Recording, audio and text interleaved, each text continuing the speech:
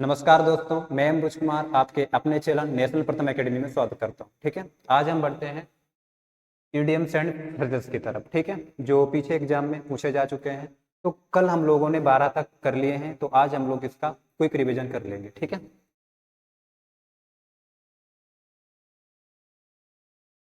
पहला देखते हैं अबेड हेयर डे। क्या दे रखा है? अबेड हेयर डे। अबेड हेयर डे का मतलब होता है एक ऐसा दिन जिस दिन सब कुछ खराब चला जाता है, तो उसी को बोला जाता है अबेड हेयर डे। ठीक है, तो इसका सही आंसर होगा a day on which everything seems to go wrong. एक ऐसा दिन जिस दिन सब कुछ खराब चला जाता है, तो उसी को बोला जाता है अबेड हेयर डे। ठीक है, ऑप्शन नंबर बी नहीं होगा, सी नहीं होगा, डी भी नहीं होगा। ठीक है, समझ में आ रहा दोस्तों? आगे बढ़ते हैं। फिर होता है, देखो दोस्तों, अबेड पेज। क्या दे रखा है? अबेड पेज।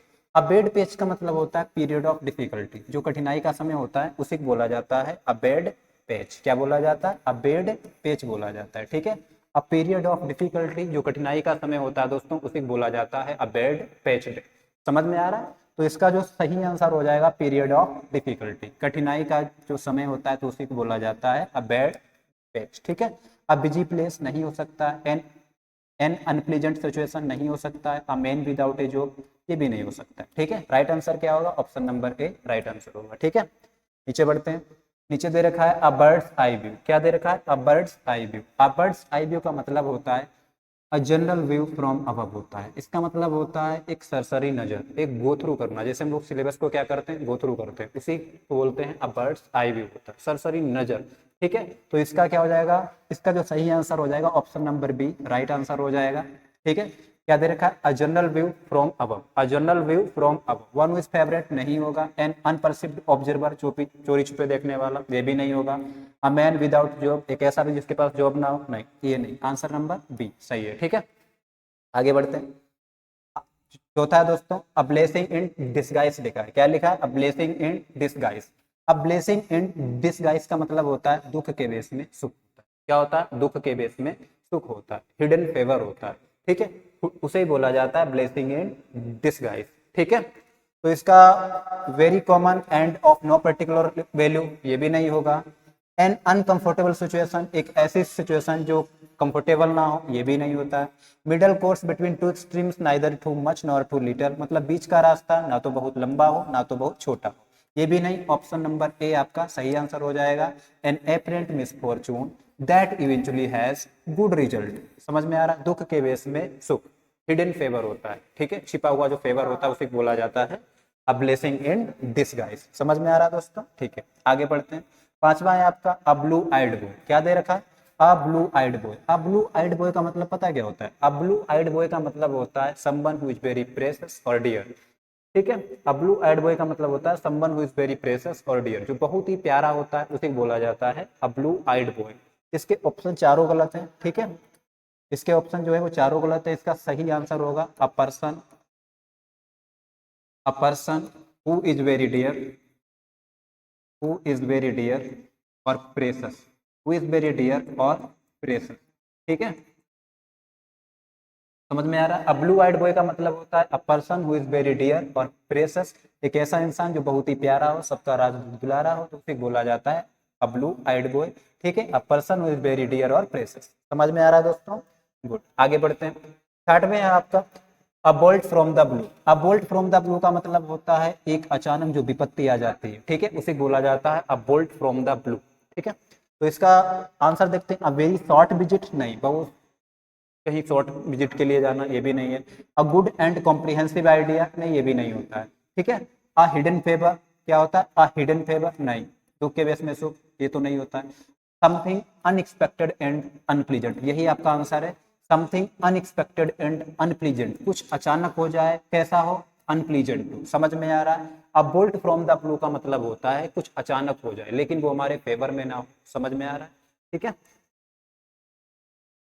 नेक्स्ट देते हैं दोस्तों अबोन ऑफ कंटेंशन। क्या दे रखा है? अबोन ऑफ कंटेंशन। अबोन ऑफ कंटेंशन का मतलब होता है झगड़े का कारण होता है, झगड़े की जड़ होता है।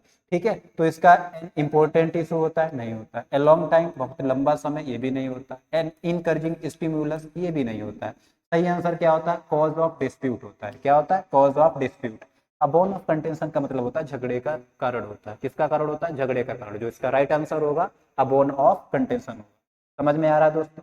अगला देखते हैं 8वां।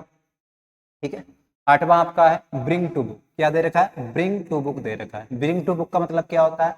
ब्रिंग टू बुक का मतलब होता है किसी को पनिश करना। क्या करना? किसी को पनिश करना, किसी को सजा देना, किसी को दंड देना। ठीक है, तो इसका आंसर जो कि क्या होगा? पनिश सम्मन होता है। सीधे शब्दों में क्या होता है? पनिश सम्मन। पनिश सम्मन का मतलब होता है किसी को दंड देना। ठीक है, टीच सम्मन हो सकता है? नहीं। काम सम्मन किसी को शांत करना? नहीं। सपोर्ट सम्मन किसी का सपोर्ट करना? नहीं। राइट आंसर क्या होगा? Option number A will be your right answer. ठीक है, ब्रिंग टू बुक का मतलब होता है पनिश सम्मन, किसी को पनिश करना। फिर आता है 9वां बैड ब्लड। क्या आता है? Bad blood. बैड ब्लड का मतलब होता है हॉस्टिलिटी होता है। हॉस्टिलिटी का मतलब होता है दो लोगों के बीच जब कट्टर दुश्मनी हो जाती है, ठीक है, तो उसी को बोला जाता है बैड ब्लड। ठीक है, एंग्री फीलिंग होता है, इल फीलिंग होता है, वही। ठीक है, हॉस्टिलिटी। हॉस्टिलिटी का मतलब होता है दुश्मनी। दो लोगों के बीच में जब कट्टर दुश्मनी हो जाती है तो उसी को बोला जाता है बैड ब्लड। क्या बोला जाता है? Bad blood. तो इसका ऑप्शन नंबर ए आपका राइट हो जाएगा। Family of ill reputed? नहीं। Poor blood circulation? नहीं। Feeling of brotherhood? नहीं। ठीक है, ऑप्शन नंबर ए इसका राइट आंसर है। आगे बढ़ते हैं दोस्तों, 10 नंबर। क्या दे रखा है? अ Myers nest.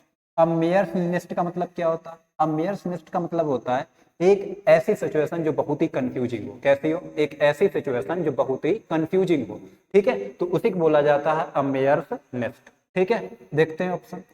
A familiar situation, एक ऐसी सिचुएशन जिससे फेमिलियर हो? नहीं। A new situation? ये भी नहीं। अ रिफ्रेशिंग सिचुएशन? ये भी नहीं। सही आंसर है अ कंफ्यूज्ड सिचुएशन। क्या दे रखा?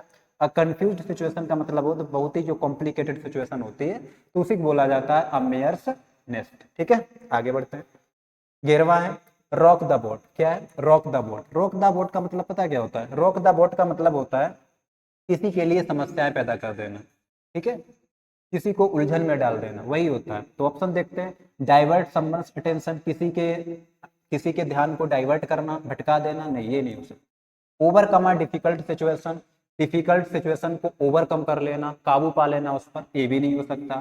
ठीक है, पेस्टर एंड इरिटेट समवन, किसी को पेस्टर करना, पेस्टर मतलब किसी को अनॉय करना, ये भी नहीं। इरिटेट करना, ये भी नहीं। ठीक है, तो इसका सही आंसर होगा डिस्टर्ब अ स्टेबल सिचुएशन, किसी के लिए समस्याएं उत्पन्न कर देना। ठीक है, आगे बढ़ते हैं दोस्तों। Lose your heart in your mouth. क्या दे रखा है? Lose your heart in your mouth. Lose your heart in your mouth का मतलब होता है बहुत ज्यादा भयभीत हो जाना, बहुत ज्यादा डर जाना। ठीक है, तो उसी को बोला जाता है lose your heart in your mouth. इसका सही आंसर होगा टू बी एक्सट्रीमली फ्राइटेंड होता है। टू बी एक्सट्रीमली फ्राइटेंड होगा। ठीक है, बहुत ज्यादा डर जाना। बाकी ऑप्शन नहीं होंगे। टू बी एक्सट्रीमली जेलस, बहुत ज्यादा जेलस होना, नहीं। To behave in a police manner, बेवकूफों की तरह व्यवहार करना, नहीं। To get worse and worse, बुरे से बुरा होना, ये भी नहीं। ठीक है, तो इसका सही आंसर होगा टू बी एक्सट्रीमली फ्राइटेंड, बहुत ज्यादा डर जाना। ठीक है, आगे बढ़ते हैं। 40 विंग्स। क्या दे रखा है? 40 विंग्स। 40 विंग्स का मतलब क्या होता है? 40 विंग्स का मतलब होता है अ शॉर्ट स्लीप होता है, अ ब्रीफ स्लीप होता है, कैट नैप होता है। कुछ देर के लिए जब हम सोते हैं ना, उसी को बोला जाता है 40 विंग्स। क्या बोला जाता है? 40 विंग्स। ठीक है, तो इसको कैटनैप भी कहते हैं। क्या बोलते हैं? कैटनैप भी कहते हैं। ठीक है, तो इसका सही आंसर क्या होगा? टू बी सॉरी, इसका सही आंसर होगा अ शॉर्ट नैप होगा। क्या होगा? अ शॉर्ट नैप। कुछ समय के लिए हम आराम करते हैं, सोते हैं, तो उसे बोला जाता है a short nap, 40 winks. To be of a similar nature, नहीं। टू शेयर रिसोर्सेस, नहीं। अ डीप स्लीप, ये तो उल्टा है इसका। ठीक है, तो इसका जो राइट आंसर होगा अ शॉर्ट नैप हो जाएगा। ठीक है, आगे बढ़ते हैं। देखिए दोस्तों हम ये देखिए दोस्तों हम यहाँ से हम स्टार्ट करते हैं। ठीक है,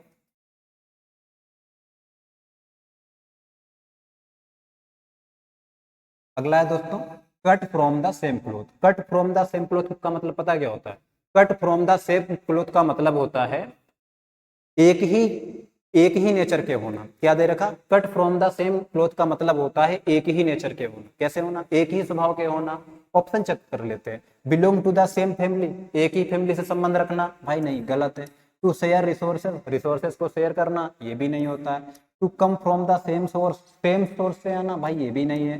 क्या है? To be of a similar nature. क्या होता है? To be of a similar nature, एक ही नेचर के होना, यही आपका राइट आंसर है। ठीक है, cut from the same cloth का मतलब होता है to be of a similar nature, एक ही नेचर के। ठीक है, आगे बढ़ते हैं। Lose your marbles. क्या दे रखा है? Lose your Marvels.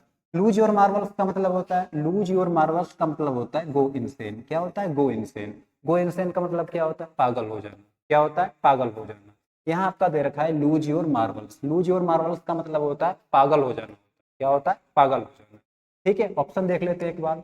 Miss an opportunity, गलत है, अवसर को खोना नहीं हो सकता। टू बी नर्वस, बहुत ज्यादा नर्वस हो जाना नहीं। लूज रिस्पेक्ट, ये भी नहीं हो सकता। गो इनसेन सही आंसर है। क्या दे रखा है? गो इनसेन। गो इनसेन का मतलब होता है पागल हो जाना। ठीक है, आगे बढ़ते हैं। अगला देखिए दोस्तों, अगला है स्प्लिट वंस साइड्स होता है। क्या होता है? स्प्लिट वंस साइड्स होता है। स्प्लिट वंस साइड्स का मतलब पता है क्या होता है? बहुत ज्यादा खुश होना, मनोरंजन करना भी होता है। ठीक है, बहुत ज्यादा खुश होना, बहुत ज्यादा अम्यूज्ड हो जाना। ठीक है, तो उसे बोला जाता है। ऑप्शन देखते हैं। Meet with an accident, by accident हो जाना, ये भी नहीं होता है। स्क्रीम इन पेन, दुख में चिल्लाना, पेन में चिल्लाना नहीं। अंडरगो सर्जरी, ये भी नहीं हो सकता। सही आंसर होगा बी एक्सट्रीमली अम्यूज्ड, बहुत ज्यादा मतलब खुश हो जाना। ठीक है, यही होता है इसका राइट आंसर होगा। स्प्लिट वन साइड्स का मतलब होता है बी एक्सट्रीमली अम्यूज्ड। क्या दे रखा है? Be extremely amused. ठीक है, आगे बढ़ते हैं। अगला दोस्तों है बाइट द बुलेट। क्या दे रखा है? Bite the bullet. Bite the bullet का मतलब क्या होता है? बाइट द बुलेट का मतलब होता है किसी चीज को मजबूरी में स्वीकार करना। कोई भी सिचुएशन है उसको मजबूरी में स्वीकार कर रहे हैं। ठीक है, तो उसे बोला जाता है बाइट द बुलेट। ठीक है, इसका यूज दोस्तों देखें कौन सा वाक्य ऐसा है जो इसका अर्थ दे रहा है। ठीक है, the children played in the park on A sunny day, जो बच्चे हैं वो पार्क में खेले। ठीक है, ये भी नहीं है, ये भी गलत है। ठीक है, the chef prepared a delicious meal for the guest, नहीं, ये भी नहीं है। तो इसका सही पता क्या है? डिस्पाइट द पेन, पेन के बावजूद राधा डिसाइडेड, राधा ने डिसाइड किया to go ahead with the surgery. ठीक है, यहाँ पर क्या है? डिस्पाइट द पेन, पेन के बावजूद भी Radha decided to go ahead with the surgery, Radha ने निश्चय किया कि वो सर्जरी करेगी। ठीक है, तो इसका जो राइट आंसर क्या होगा? ये, क्योंकि वो क्या है, वो ये काम करना नहीं चाहते थे लेकिन उसने ये मजबूरी में एक्सेप्ट किया। ठीक है, तो कोई काम मजबूरी में अगर हम एक्सेप्ट करते हैं तो उसे बोला जाता है bite the bullet. Bite the bullet का मतलब होता है कोई काम एक्सेप्ट करना लेकिन मजबूरी में। ठीक है, आगे बढ़ते हैं। अगला देखिए दोस्तों, डोज्ड ए बुलेट। क्या दे रखा है? डोज्ड ए बुलेट। डोज्ड ए बुलेट का मतलब क्या होता है? डोज्ड ए बुलेट, डोज्ड ए बुलेट का मतलब होता है भाई जो कोई सिचुएशन है उससे बचना। डोज्ड अ बुलेट का मतलब होता है सिचुएशन से बचना। क्या होता है? सिचुएशन से बचना।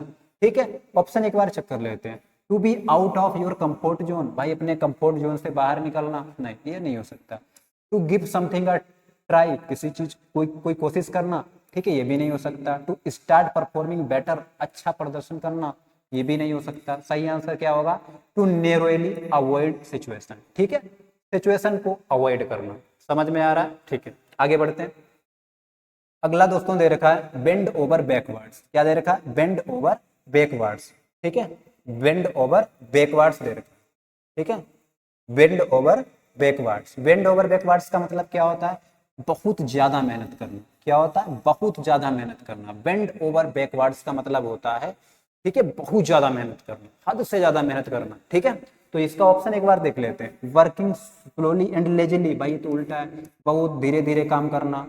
ठीक है, using wrongful means, wrongful means का यूज करना, जो गलत साधन है उनका यूज करना, नहीं। गोइंग बैकवर्ड, भाई पीछे जाना, नहीं। क्या होता है? वर्किंग हार्ड, वर्किंग हार्ड, बहुत ज्यादा परिश्रम करना। To try to impress, impress करने की कोशिश के लिए। ठीक है, working hard to try to impress, समझ रहे? बहुत ज्यादा मेहनत करना, तो बहुत ज्यादा मेहनत करने को ही बोला जाता है बेंड ओवर बैकवर्ड। ठीक है, सही आंसर इसका ऑप्शन नंबर ए हो जाएगा। आगे बढ़ते हैं दोस्तों, आगे है 20वां है अलियोपार्ड कांट चेंज इट्स स्पॉट। क्या दे रखा है? अलियोपार्ड कांट चेंज इट्स स्पॉट, मतलब किसी के कैरेक्टर को बदलना असंभव। समझ में आ रहा है? समझ में आ रहा है? क्या लिखे? A leopard can't change its spots. Hindi में कहावत है, कोयला हो उजला, नौमन साबुन खाए। ठीक है, तो उसी तरीके से मतलब अलियोपार्ड कांट चेंज इट्स स्पोर्ट का मतलब होता है किसी के चरित्र को बदलना असंभव। ठीक है, एक ऐसा इंसान जिसके चरित्र को बदलना असंभव हो तो उसे ही बोला जाता है leopard can't change its sports. एक बार ऑप्शन देखते हैं। A visual presentation is for more description than words, नहीं, ये नहीं हो सकता है। ठीक है, आगे बढ़ते हैं। अगला ऑप्शन क्या है? अगला आपका ऑप्शन है, अगला आपका ऑप्शन है बी वेरी पुअर, बहुत ज्यादा गरीब होना, नहीं ये भी नहीं हो सकता है। फिर क्या है, to start something with positive factors, positive factor के साथ कोई काम स्टार्ट करना, नहीं ये भी नहीं हो सकता है। ये हो सकता, यही है, you can change who, you can't change you who are, समझ में आ रहा, you can't change you can't change who you are, समझ में आ रहा। तो इसका जो सही आंसर होगा ऑप्शन नंबर बी आपका राइट आंसर हो जाएगा, ठीक है। You can't change your, you can't change who you are, समझ पा रहे हो दोस्तों। तो इसका मतलब होता है एक ऐसा इंसान जिसके कैरेक्टर को बदलना इम्पॉसिबल हो, तो उसी को बोला जाता है अ लियोपार्ड, उसी को दोस्तों बोला जाता है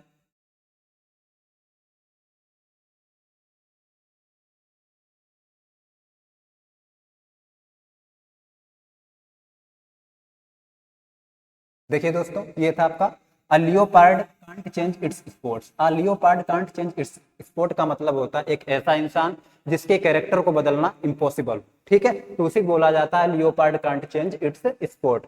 इसका जो आपका सही आंसर दोस्तों होगा वो होगा ऑप्शन नंबर बी, ठीक है, ऑप्शन नंबर बी आपका राइट आंसर होगा, ठीक है। You can't change who you are, you can't change who you are, यही इसका सही आंसर है। बाकी बी वेरी पुअर, गरीब होना, नहीं। तो start something with positive factors, नहीं ये भी नहीं, ठीक है। समझ में आ रहा दोस्तों, आगे बढ़ते हैं। आगे आपका है 21 नंबर है, the best of both worlds होता है, the best of both worlds होता है। The best of both worlds का मतलब होता है दोनों हाथों में लड्डू होना, इधर भी हमारे फेवर में, इधर भी हमारे फेवर में, ठीक है, तो उसी को बोला जाता है the best of both worlds, ठीक है, दोनों पक्षों में हमारा लाभ हो, ठीक है। तो ऐसी जो सिचुएशन होती है वो आइडियल सिचुएशन होती है। कैसी सिचुएशन होती है, आइडियल सिचुएशन, ठीक है। ऑप्शन देखते हैं, better to show than tell, नहीं ये भी नहीं हो सकता। Going things come after, good things come after bad things, ठीक है, जो अच्छी चीजें होती हैं वो बुरी चीजों के बाद आती हैं, ये भी नहीं हो सकता। मेक पीपल कंफर्टेबल, लोगों को कंफर्टेबल करना, ये भी नहीं हो सकता। एन आइडियल सिचुएशन, कैसी सिचुएशन, आइडियल सिचुएशन, भाई दोनों पक्षों में जब हमें फेवर मिलेगा तो ऐसी सिचुएशन आइडियल सिचुएशन ही होती है, ठीक है। तो इसका जो राइट आंसर होगा the best of both worlds का हो जाएगा एन आइडियल सिचुएशन, ठीक है। आगे बढ़ते हैं, आगे देखो दोस्तों, आपका है ऑन द ब्रेड लाइन, क्या दे रखा, on the bread line. On the bread line का मतलब पता क्या होता है, ऑन द ब्रेड लाइन का मतलब होता है वेरी पुअर, क्या होता है, वेरी पुअर, बहुत ज्यादा गरीब, ठीक है। तो इसके ऑप्शन देखते हैं, earn a lot of money, बहुत ज्यादा पैसा कमाना, नहीं। बी वेरी एक्सपेंसिव, बहुत ज्यादा महंगा होना, नहीं। ऑल और एजुकेटेड, और ऑल एजुकेटेड, ये भी नहीं। बी वेरी पुअर, बहुत ज्यादा गरीब होना, यही आंसर है, ठीक है। तो ऑन द ब्रेड लाइन का हो जाएगा बी वेरी पुअर, बहुत ज्यादा गरीब, ठीक है। आगे बढ़ते हैं, 23वां देखते हैं। 23वां आपका है birds of the same feather, क्या दे रखा है, birds of the same feather. Birds of the same feather का मतलब क्या होता है, एक ही इंटरेस्ट के लोग, कैसे लोग, मतलब ऐसे लोग जिनका एक ही इंटरेस्ट हो, क्या हो। तो इसका ऑप्शन देख लेते हैं, क्या एवरीथिंग इज रेडी, सब कुछ रेडी है, भाई ये भी गलत है। पर्सन्स ऑफ बैड कैरेक्टर, मतलब बुरे चरित्र वाले लोग, नहीं। लिव इन हरी, जल्दी में छोड़ देना, नहीं। ऑफ द सेम इंटरेस्ट, एक ही इंटरेस्ट के लोग, समझ में आ रहा, एक ही इंटरेस्ट के जो लोग होते हैं उन्हीं को बोला जाता है birds of the same feather, of the same interest, birds of the same feather of the same interest, ठीक है। तो 23 का जो आपका राइट आंसर होगा ऑप्शन नंबर ए हो। समझ में आ रहा है दोस्तों, ठीक है। आगे बढ़ते हैं, 24वां है, क्या दे रखा है, क्रेक संबंध, क्या दे रखा है, क्रेक संबंध। अब क्रेक संबंध का मतलब क्या होता है, किसी को हंसाना। क्रेक संबंध का मतलब क्या होता है, किसी को हंसाना, किसी को खुश करना, ठीक है। ऑप्शन देखते हैं कि क्रिटिसाइज संबंध, नहीं, किसी की आलोचना करना, नहीं हो सकता है। टू मेक संबंध एंग्री, भाई किसी को बहुत ज्यादा गुस्सा दिला देना, नहीं ये भी नहीं हो सकता है। To force someone to commit a crime, किसी को जुर्म करने के लिए भाई फोर्स करना, नहीं ये भी नहीं हो सकता है। राइट आंसर क्या होगा, टू मेक समवन लाफ, किसी को हंसाना, ठीक है, यही आपका आंसर है। करेक्ट समवन आपका मतलब होता है टू मेक समवन लाफ, किसी को हंसाना। समझ में आ रहा है दोस्तों, तो 24 का जो आपका राइट आंसर होगा ऑप्शन नंबर 3, ठीक है। आगे बढ़ते हैं, आगे देखो दोस्तों, आगे आपका है what a small world. What a small world का मतलब होता है पता है क्या, एक इत्तेफाक होता है, कोइंसिडेंस होता है, ठीक है। जैसे हम जैसे मैं था और एक मेरा दोस्त था, बहुत मतलब बहुत दिनों के बाद आपस में मिल गए, तो ये क्या है, व्हाट ए कोइंसिडेंस, एक इत्तेफाक था। तो यहाँ पर क्या, व्हाट ए स्मॉल वर्ल्ड का मतलब होता है एक इत्तेफाक, कोइंसिडेंस। तो इसका राइट आंसर क्या होगा, द वर्ल्ड इज ग्रेट, भाई नहीं हो सकता है। The world is a village, नहीं हो सकता है। What a beauty place, what a beautiful place, क्या ब्यूटीफुल प्लेस था? नहीं, ये भी नहीं है। तो इसका सही आंसर होगा व्हाट ए कोइंसिडेंस, भाई क्या इत्तेफाक था, हम और आप मिल गए। ठीक है, तो यही होता है what A small world. What A small world का मतलब होता है व्हाट ए कोइंसिडेंट। क्या दे रखा है? What A coincidence. समझ में आ रहा? आगे बढ़ते हैं। आगे देखो दोस्तों, दिया है 26 number, N arm and a leg. क्या दे रखा? N arm and a leg. N arm and a leg का मतलब पता क्या होता है? An arm and a leg का मतलब होता है कोई चीज है बहुत ज्यादा एक्सपेंसिव है। एक्सपेंसिव मतलब महंगी है, वेरी डियर। डियर मतलब महंगा भी होता है। ठीक है, तो यहाँ पर क्या दे रखा? N arm and a leg. N arm and a leg का मतलब होता है कोई चीज है जो बहुत ज्यादा एक्सपेंसिव है, बहुत ज्यादा महंगी है, तो उसी को बोला जाता है an arm and a leg. दूसरा मतलब भी होता है to earn a lot of money, बहुत ज्यादा पैसा कमाना। ठीक है, दोनों मतलब होते हैं। तो देख लें क्या होता है। अ रेयर जॉब, एक ऐसी जॉब जो बहुत ही दुर्लभ हो, बहुत ही कठिन हो मिलना। एवरीथिंग इज रेडी, सब कुछ तैयार है, भाई नहीं होता है। To be lost and bewildered, भाई खो जाना, ये भी नहीं होता। A large amount of money, यही आपका आंसर है। क्या दे रखा है? An arm and a leg का मतलब होता है a large amount of money, पैसे की बहुत बड़ी मात्रा। ठीक है, आगे देखो दोस्तों क्या दे रखा है। आगे आपका दे रखा है, देखिए दोस्तों आगे दे रखा है, आगे आपका दे रखा है throw dust into my eyes, आंखों में धूल झोंकना। क्या दे रखा है दोस्तों? आंखों में धूल झोंकना। आंखों में धूल झोंकना का मतलब क्या होता है? किसी को मिसलीड करना, किसी को बिट्रे करना, किसी को चीट करना, डिसीव करना, किसी को धोखा देना। ठीक है, वही होता है throw dust into my eyes. Option number देखते हैं। हर्ट मी, मुझे हर्ट करना, भाई नहीं हो सकता। टेरिफाई मी, नहीं हो सकता। अब्यूज मी, गाली देना। ऑप्शन नंबर डी आंसर सही है। मिसलीड करना, मिसलीड का मतलब होता है गुमराह करना होता है। एंड डिसीव मी मतलब धोखा देना, या तो गुमराह करना या तो धोखा देना। समझ पा रहे हो? ठीक है, आगे बढ़ते हैं। तो इसका इसका जो राइट आंसर होगा वो होगा मिसलीड और डिसीव। ठीक है, आगे बढ़ते हैं। 28 नंबर दोस्तों देखते हैं। 28 नंबर लिखा अ प्लम जॉब। क्या लिखा? अ प्लम जॉब। अ प्लम जॉब का मतलब होता है बहुत ही प्लीजेंट जॉब, बहुत ही अच्छी जॉब होती है। जैसे जब आप लोग एसएससी सीजीएल का एग्जाम क्वालिफाई करते हैं, तो सपोज करो आपको इनकम टैक्स हो गया, ठीक है, एक्साइज इंस्पेक्टर हो गया, इनकी अगर जॉब्स मिल जाती है, कैसी जॉब होती है भाई? N easy and pleasant job होती है भाई, आसान जॉब होती है, बढ़िया जॉब होती है, पैसा अच्छा होता है, मेहनत कम होती है। ठीक है, बढ़िया जॉब होती, तो वही होती आ प्लम जॉब। क्या दे रखा है? आ प्लम जॉब। आ प्लम जॉब का मतलब होता है an easy and pleasant job. एक ऐसी जॉब जो बहुत ही इजी हो एंड बहुत ही प्लीजेंट हो, बहुत ही आरामदायक जॉब हो, तो उसी बोला जाता है an easy and pleasant job. A difficult job नहीं, अ रेयर जॉब नहीं, to try to do something impossible, भाई ये भी नहीं। सही आंसर क्या होगा? ये वाला। ठीक है, अगला दोस्तों देखते हैं। अगला है आपका 29 नंबर, फेस द म्यूजिक। क्या दे रखा है? फेस द म्यूजिक दे रखा है। फेस द म्यूजिक का मतलब क्या होता है? फेस द म्यूजिक का मतलब होता है भाई किए का परिणाम भुगतना। अगर आपने अच्छा किया तो आपको अच्छा मिलेगा, अगर आपने बुरा किया तो आपको बुरा मिलेगा। ठीक है, तो वही होता है भाई face the music. Face the music का मतलब होता है किए का परिणाम भुगतना। ठीक है, ऑप्शन देख लेते हैं। To work every possible way to succeed, भाई सफल होने के लिए हर संभव प्रयास करना। ठीक है, ये भी नहीं हो सकता। To be cheated by someone you trust, जिस पर आप विश्वास करते हो उसने आपको चीट किया है, उसके द्वारा चीट किया जाना, ये भी नहीं है। ठीक है, आई एम वेरी टायर्ड, में बहुत थका हुआ हूँ, भाई ये भी नहीं। सही आंसर क्या होगा? Option number C. To accept punishment, by punishment को एक्सेप्ट करना, for some mistake which you have done, आपने कोई गलती करी है तो उसमें आप क्या कर रहे हो? अपना पनिशमेंट एक्सेप्ट कर रहे हो। समझ में आ रहा है? तो यहाँ पे क्या? Face the music. Face the music का मतलब होता है कि एक आप परिणाम भुगतना। अगर आपने कोई गलती करी तो आप उसे एक्सेप्ट कर रहे हो, का परिणाम आप भुगत रहे हो। ठीक है, तो वही होता है face the music. Face the music का मतलब होता है to accept punishment for some mistake which you have done. समझ में आ रहा है? तो फेस द म्यूजिक का जो आपका राइट आंसर हो जाएगा ऑप्शन नंबर सी आपका राइट आंसर हो जाएगा। ठीक है दोस्तों, आगे बढ़ते हैं। तीसरा है आपका स्टीर क्लियर ऑफ। क्या दे रखा है? Stir clear of. Stir clear of का मतलब होता है अवॉइड करना होता है। अवॉइड मतलब होता है बचना, किसी ऐसी चीज से बचना जिससे आपको नुकसान हो सकता है।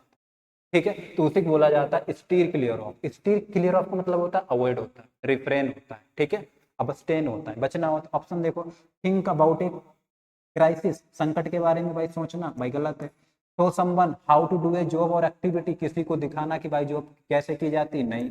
Loose temper and react furiously to someone, भाई ये भी नहीं हो सकता। सही आंसर क्या होगा? अवॉइड सम और समथिंग, किसी से बचना, किसी व्यक्ति से भी बच सकते हैं और किसी चीज से भी बच सकते हैं। ठीक है, कोई समथिंग कोई भी चीज हो, तो इसका सही आंसर होगा स्टीर क्लियर ऑफ का मतलब होता है अवॉइड समवन और समथिंग, किसी से बचना होता है। ठीक है, आगे दोस्तों देखते हैं। आगे देखो दोस्तों, लिखा है अबुल इन ए चाइना शॉप। क्या लिखा है? अबुल इन A China shop. Abul in A China shop का मतलब होता है, अगर मैं हिंदी की बात करूं, इसका मतलब होता है शीश महल में बंदर। शीश महल में बंदर का मतलब पता है क्या होता है? अबुल इन ए चाइना शॉप का मतलब होता है एक ऐसा इंसान, जैसे मान के चलो कोई इंसान है, ठीक है, और उसे, जैसे ये एक बहुत अच्छी पार्टी है, ठीक है, और यहाँ पर सारे वीआईपीज आए हैं, ठीक है, और एक इंसान ऐसा यहाँ है जो बिल्कुल कतई कि जिसे इसके बारे में कुछ भी नहीं पता, यहाँ आ गया, ठीक है, तो लोग उसे देखकर हंस रहे हैं। तो भाई वही होगा अबुल एने चाइना शॉप। क्या दे रखा? अबुल एने चाइना शॉप। यानी अगर देखा जाए तो शीश महल में बंदर। क्या होता? शीश महल में बंदर। ऑप्शन देख लेते हैं। क्या इन इंपॉर्टेंट क्वेश्चन हो सकता है? क्वेश्चन की बात ही नहीं करी है, इंसान की बात हो रही है। वन हु इज फेवरेट, एक ऐसा इंसान जो बहुत ही फेवरेट हो, नहीं हो सकता। A man without A job, एक ऐसा इंसान जिसके पास जॉब ना हो, नहीं। अ क्लमजी पर्सन, अ क्लमजी पर्सन, क्लमजी का मतलब होता है एक ऐसा इंसान जो बहुत ही मतलब ऑकवर्ड हो। कैसा? ऑकवर्ड। ऑकवर्ड का मतलब होता है जो बहुत ही फूहड़ हो, जिसे मतलब बिल्कुल कतई, ये एक ऐसा इंसान होता है। क्लमजी पर्सन का मतलब होता है जिसे कुछ सही से पता ना हो, समझ में आ रहा, जो चीजों को ऊट पटांग ढंग से करता हो, ठीक है। A clumsy person in a delicate situation, यही आपका सही आंसर होगा। अब बोले चाइना सब का मतलब होता है a clumsy person in a delicate situation. समझ पा रहे हो?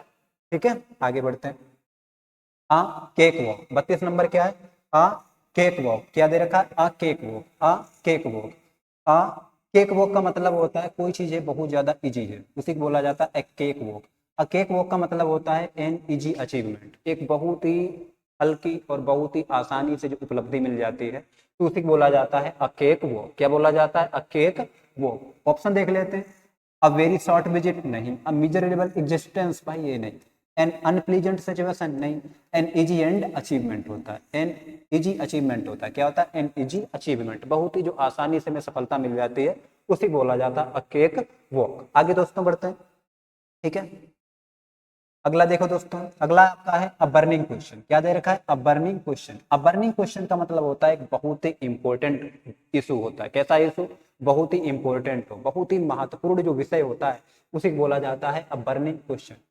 ऑप्शन देखते हैं। एन इनसिक्योर स्कीम, एक ऐसी स्कीम जो इनसिक्योर हो, असुरक्षित हो, नहीं।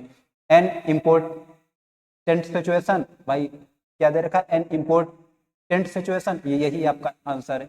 यहाँ पर सिचुएशन की जगह इशू कर लो, बहुत अच्छा रहेगा, ठीक है।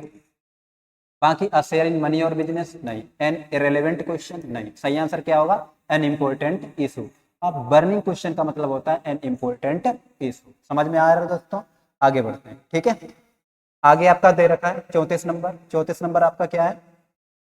A can of worms. A can of worms का मतलब पता है क्या होता है?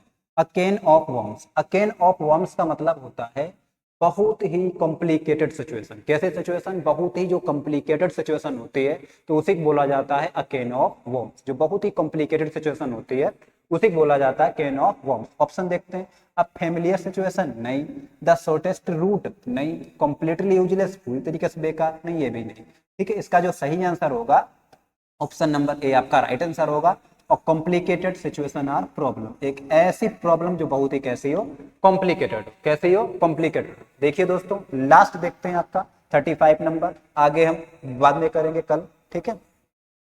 A carrot and stick approach. A carrot and stick approach का मतलब पता है क्या होता है? A carrot and stick approach का मतलब होता है साम दाम दंड भेद, भाई जिससे मान जाओ वही बढ़िया, ठीक है। तो इसका क्या हो जाएगा? अ कैरेट एंड स्टिक अप्रोच का मतलब होता है अगर आप रिवार्ड देने से मान जाओ तब भी अच्छा है, ठीक है, या फिर मैं आपको पनिशमेंट करूं तब भी अच्छा है।